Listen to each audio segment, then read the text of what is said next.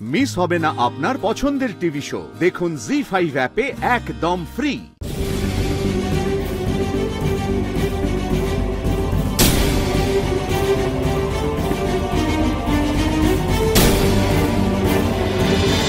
Fish fry খাবো আমি। তখন চাইছিলাম ফিশ ফ্রাই, পালিয়েছি। তুমিও পালাও, যাও খাওয়াও ফিশ ফ্রাই। আর কি খাবে খাওয়াও। যাচ্ছি যাচ্ছি। মুখ হাত ধুতে বলো ভালো করে। হ্যাঁ বলবো।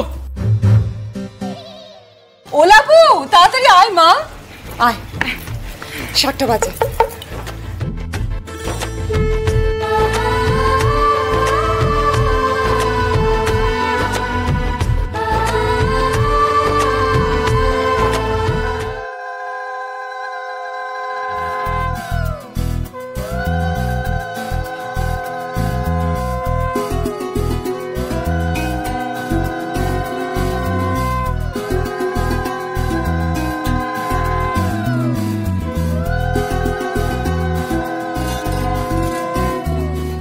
নাও শুরু করো।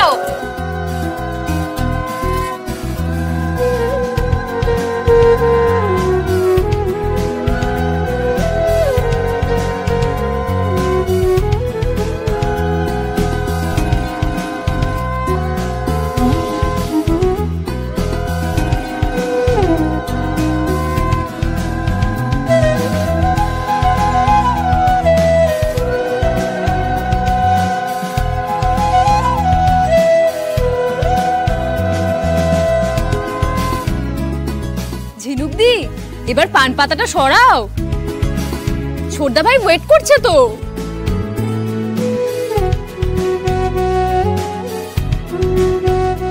আরে বেচারারা তস হয়েছে না। নাও নাও নাও, আমি কাউন্ট করছি। 1 2 3।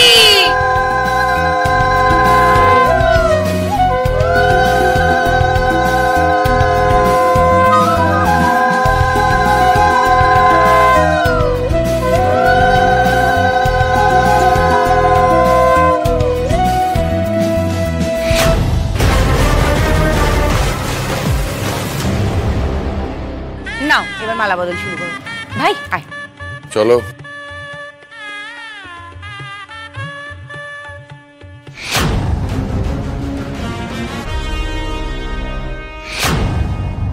কে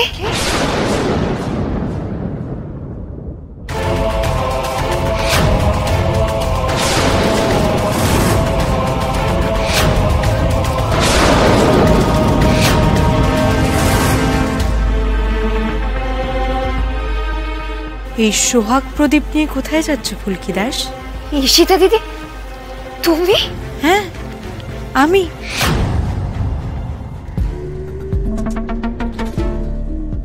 ঈশিতা রায় চৌধুরী।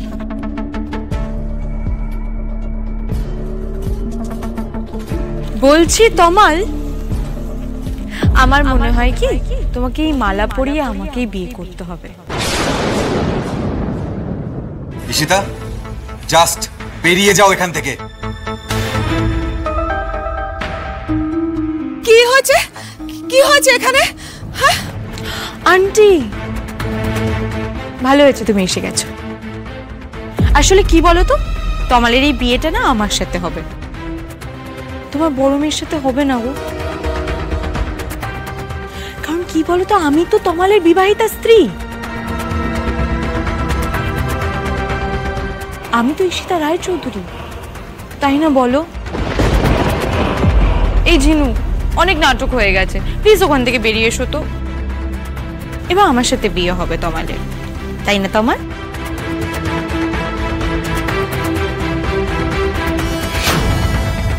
ঈশিতা, এসব কি অসভ্যতা হচ্ছে?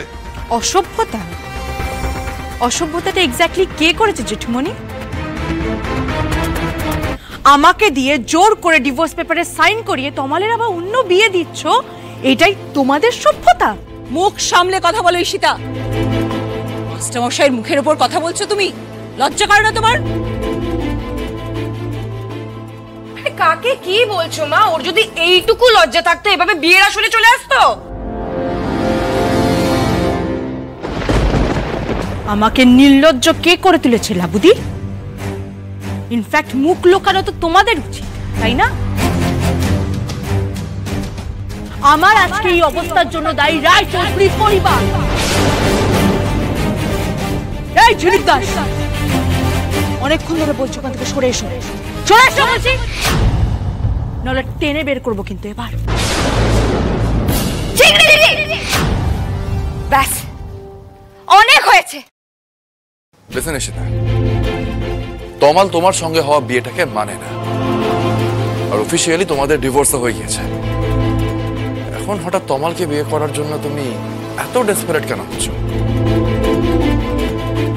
মা, মা তুমি আমার মেয়ের জীবনটা এভাবে নষ্ট করে দিও না মা।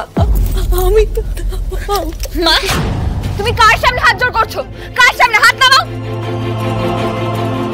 তমাল বাবু, এখনো সময় আছে।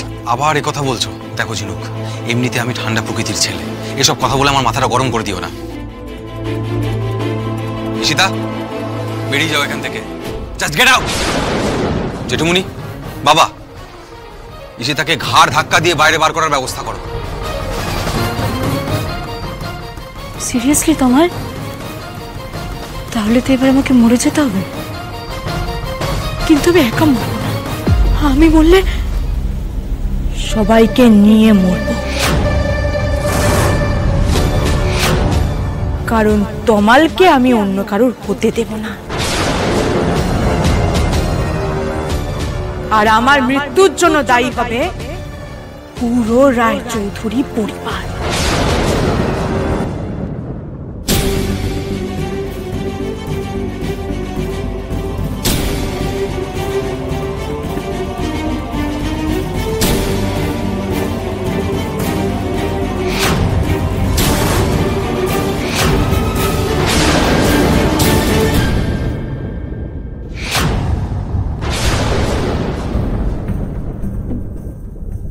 এটা বম, এই বমটা সুইচ আমার গলায়। আমি একবার এই সুইচটা টিপব, সবাই উড়ে যাবে আমার সাথে। আমি একা মরবো না, মরলে আমি সবাইকে নিয়ে মরবো আজকে।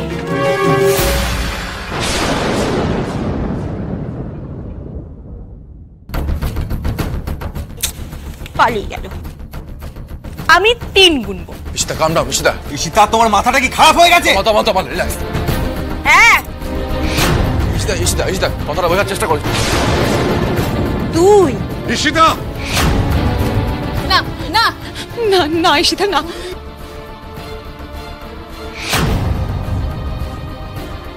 এভাবে সেজে গুজে সেন্ট মেখে গায়ে বোম বেঁধে কেউ মরতে পারে? বিশেষ করে ঈশিতা দিদির মতন মানুষ, যে কিনা আরাম প্রিয়। ঠকাচ্ছে না তো আমাদের? জি5 ডাউনলোড করুন আর সব এপিসোড দেখুন একদম ফ্রি।